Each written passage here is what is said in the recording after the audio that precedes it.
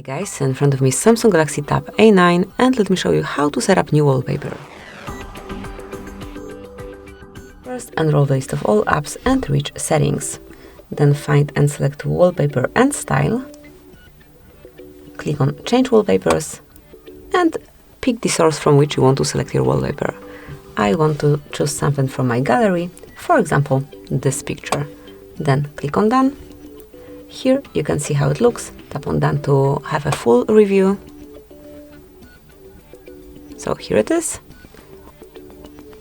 You can still change it by tapping on Wallpaper, but let me go back and tap on Done to save it.